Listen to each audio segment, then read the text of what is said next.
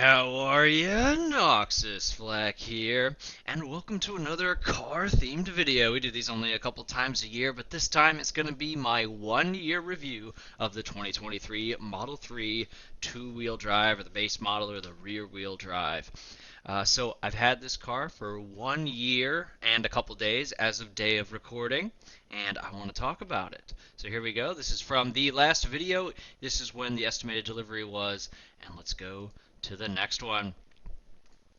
So in 1 year, I put 19,011 miles on the car, way more than the average American. The average American drives 12,000 miles a year, and I believe this is more than I drove my previous car in 1 year. And the reason for that is this car is so incredibly cheap to drive that if I was going to go on a road trip with friends, for example, I would say, I'm driving, we're all going to be in this car, and splitting the cost of electricity to get to northern Michigan or whatever, it's going to cost all of us a lot less money.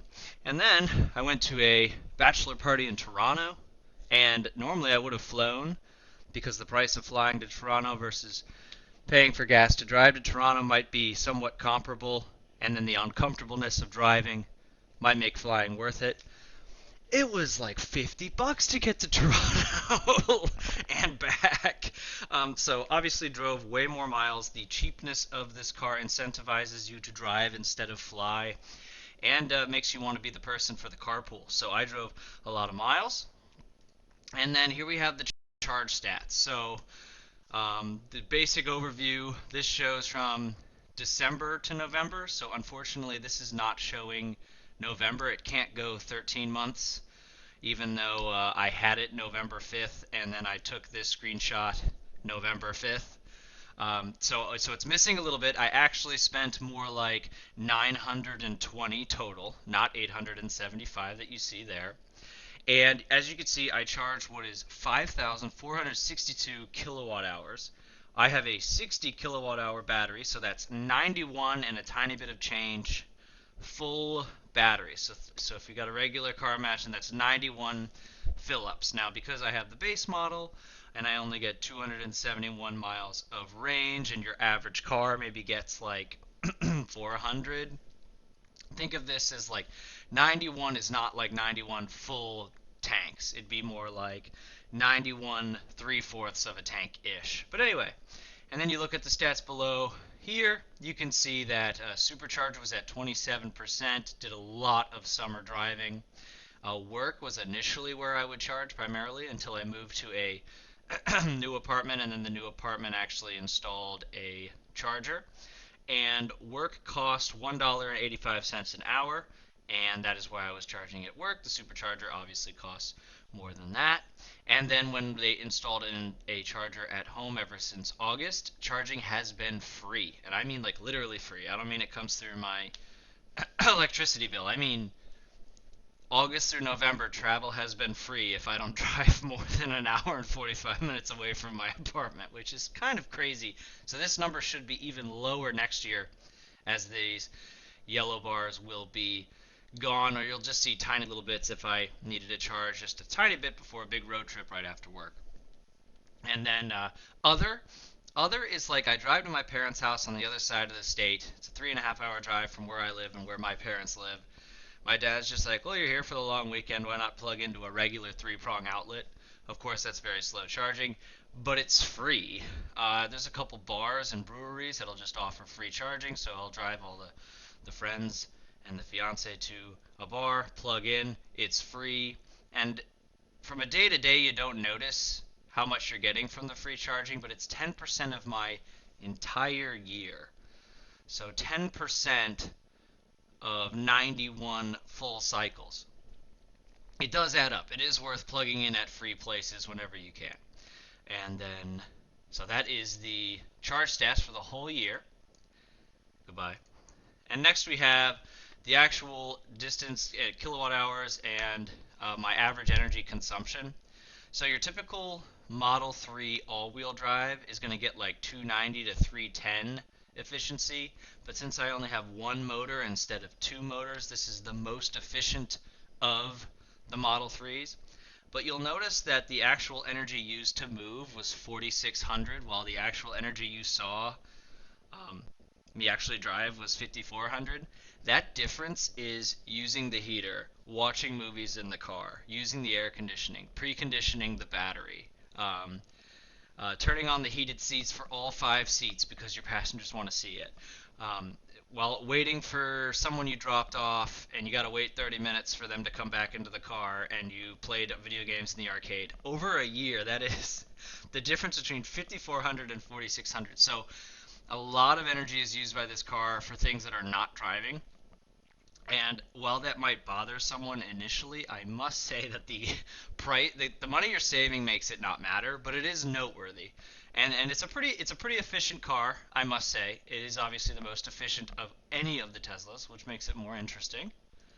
And then here's my spreadsheet. So my app won't say that I saved 2,500, and the reason for that is the app doesn't really take into account the cost of premium gasoline, and this is the cost of premium gasoline where I live in the Midwest, averaged per month. And um, my last car was a WRX, so I could get good mileage if I wanted to on the highway, or I could get terrible mileage if I was having a lot of fun. And the average mileage I got on the WRX was 25 total, and that's probably because I had a lot of fun, but also on road trips would try to get better mileage. So I have this equation here, and it's saying, okay, premium gas, 25 a month, this many miles, and this is how much I would have spent that much in gasoline. And then I compare that to what I actually paid in electricity, and then you can see my profit. And I did that every single month. And then you can also see that every 6,000 miles you would normally get an oil change, and Teslas do not need oil changes. This was the price after a coupon at Valvoline for me to get an oil change in my previous car, so I count this as profit. And then also, not to mention, like, it's nice not wasting that time. It was normally after work, I'd go to the oil change. It would take an hour mostly because I'm waiting for other cars to do an oil change, and I can't go to the gym that day. So now I don't have to deal with that anymore. So it's more than just the money that I'm saving here. And I did it at the end of every month, so I didn't get the last 5 days, as you can see from the total. But that's 1 year of savings. And it's going to be bigger next year because charging at my apartment is free. So if you take 2,500 a year, it's going to be more than that, but 2,500 a year, and you multiply that by 6 years of car ownership, it starts to make the price of this car seem a little bit more reasonable. And depending on what I can sell this car for in 6 years, I'm starting to really understand. Um, not, I guess I already understood, but I want to convey to you, the viewer, uh, this is not an expensive waste of money car. I mean, the S and the X might be, the Tesla X and the Tesla Model S might be, but I think I'm going to be making money back when I sell this car after 6 years of ownership, which I could use for maybe a long-range Model 3 or even a performance Model 3, and that would be pretty cool. But so other things, just as other notes about the car. Everyone wants to know about battery degradation. So when I got it, 271 miles. Unless it was really cold, and the car basically says the car is cold. It's under 10 degrees. It's under zero. I got 271, and then very quickly it went down to like 269, and it gave me that for like 6 months. And now, if I charge the car to 100%, it'll say somewhere between 267 and 264. And I believe it's a combination of sometimes I charge it to 100 and then immediately check, but 100% is not actually a full battery for a few minutes. And then other times I think it's because of the weather. It's like, look, it's cold out. You're not getting 267 today. But battery degradation as of 1 year, not bad. And I'm under the impression that like the first couple of miles just go away immediately, and then the rest of the battery is a little bit more substantial, lasts a little longer. But we'll see when I do a second year review where that's at. It's noteworthy. I live in the American Midwest, so I have all 4 seasons. We have very cold winters. Sometimes our Augusts get very hot. It experiences both. I drive up to the Great Lakes. My parents live pretty close to those. We get lake effect snow. So it's very cold and it's snowy. And so the battery lives through all of that, and it supercharges in the cold, supercharges in the very hot, And considering all of that, the battery's doing pretty well. And speaking of the snow, I have driven through the snow um, on the grid that coming from lake effect snow up in the northern Midwest. And I actually took a 1 hour drive through a blizzard to go from my buddy's place to a brewery to watch a playoff game. And remember, this car is two-wheel drive and it is rear-wheel drive. So traditional wisdom would say this is going to be pretty bad in the snow. So we take it. Most of the roads are not paved. This was a very sudden weekend blizzard, and obviously I obeyed the rule of driving in the snow. Maintain slow. Don't floor it. Don't rip the wheel in any direction. And no sudden moves. And I made it there just fine. But I witnessed a huge SUV, 3 cars behind me on the highway, do a complete 360 spin and then go into the woods on the side of the highway and hit a tree and bounce back out into the highway. And it was a big 4-wheel drive SUV. Now, obviously, they probably had bald tires, or they made just a terrible decision, like yanking the wheel or something. Um, but this car was grounded in the snow. I mean, obviously, it's not a Jeep and it's not a Range Rover or a Sequoia, but it got me there just fine. And we were comfortable. The heated seats and the heater did an amazing job. We had no concerns about the battery dying super fast on that 1 hour trip, and we got to a brewery, and as previously mentioned, the brewery had free charging, so not even a concern at all. Shocked at how good the rear-wheel drive is on this. Now, one of the reasons why the rear-wheel drive on this car is better than on a traditional ICE vehicle is there is no real weight in the front of this car, right? Underneath that, right here, that's a frunk. That is an empty space for you to put a couple duffel bags or your groceries or maybe food that you don't want to stink up your car because it's a separate compartment. That's not a lot of weight. So one of the reasons that front wheel drive and all wheel drive is so great is the weight of the engine of a traditional car pushes on the front tires, and that will actually help you maintain grip. The battery is actually located here. So weight distribution wise, I know that a Tesla does not have an engine, but weight distribution wise, all the weight's in the center of the car, so it behaves like a mid-engine car. So rear wheel drive is not really as bad. Now, if you're on a steep incline and it's slippery, yeah, you might want to go a block over and take a different street if it's an icy, over 25-degree incline. I could understand how four-wheel drive would be helpful there, but also tire quality and how well your tires are doing is going to matter there too. But pretty good for a rear-wheel drive car. So I would say that as a total summary of the car, I do love the car. I want to say it exceeded my expectations, but I did have really high expectations. Like when people talk about their Tesla, they do say things that are sort of unbelievable to a regular car owner. You're like, what do you mean it's free to charge? Like, I can't go anywhere to get free gas. What do you mean you don't need oil changes? Um, and I know that people in the Tesla community say this a lot, the FUD, fear, uncertainty, and doubt community. Okay, so this is not a perfect car, right? This is not a Messiah car, right? But a lot of the things the FUD says is not really right, if that makes sense. Like, there are problems with the car, but it's not range. Like, I drove to Hilton Head Island from the Midwest. I drove to northern Michigan. I drove to Detroit. I drive to Cleveland. I drive to Dayton. I drive, right? You could go to Indiana, easy. Kentucky, easy, right? And I'm gonna go to Pittsburgh and then Washington D.C. next year for a wedding. It is not only not a problem for road trips, it is a pleasure. It does almost all the highway driving for me. The GPS will find a supercharger, and that supercharger system is communicating with all other Teslas that are on similar road trips. So it knows all the other Teslas that are going to go to that supercharger, and if too many are going to go there, it'll reroute you or someone else, whoever it benefits the most, to a different supercharger so that there's not a wait at the supercharger. Like, the FUD that says these are bad on road trips are dead wrong, but I think I think Tesla is to tissue paper that Kleenex is, right? Like when you hear electric car, you think Tesla. When you think tissue paper, you think Kleenex. So when someone says electric cars are bad on road trips, they don't mean Teslas. They mean all the non-Teslas that don't have the supercharger network.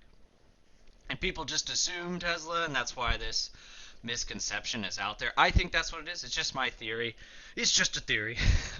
But like actual problems with the car, um, I, of course, love my mother, but my mom often gets confused by it, right? If you're the sort of person who does not enjoy learning a new technology, you're not going to like this car, and that's a problem with the car. But I don't think it can be fixed because this is their written in Tesla's DNA. Cutting edge tech, right? The door handles will confuse people, right? I always say push the fat part in, pull the skinny part out. You can see it here. Push that part in. This will be revealed. Pull it. And then, I mean, I'm not trying to make fun of these people. It's all about the car.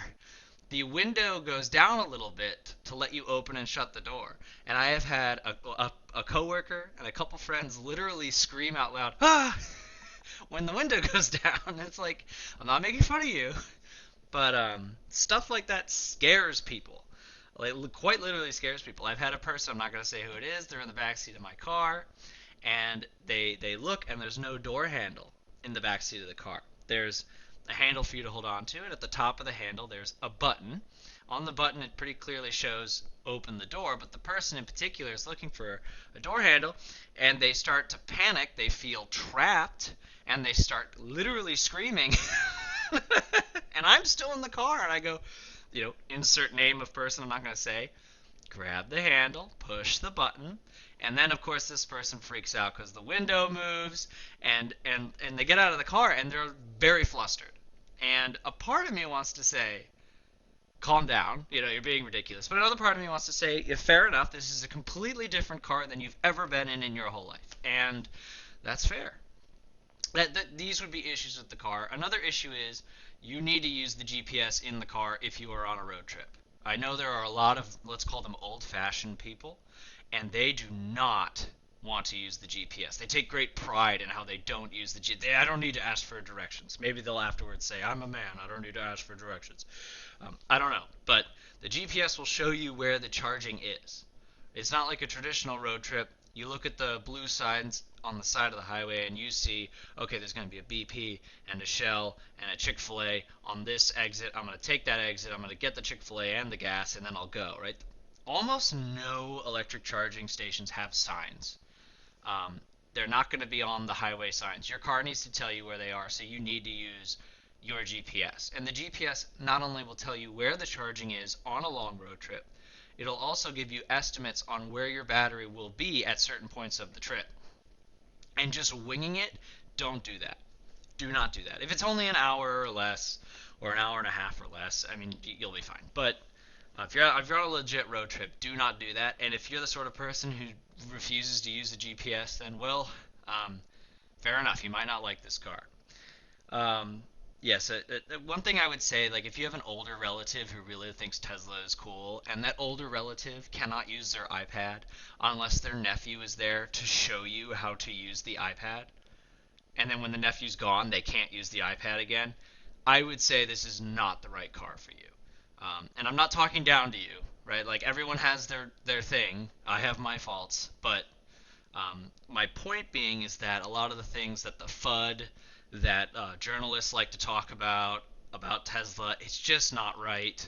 But that doesn't mean the car is perfect in every way. It just, like, their accusations are wrong, but there's better accusations out there. Finally, or second to last, if you're using a third-party charger, so a really popular one I've seen in the Midwest is ChargePoint, and the second one I've seen is Blink.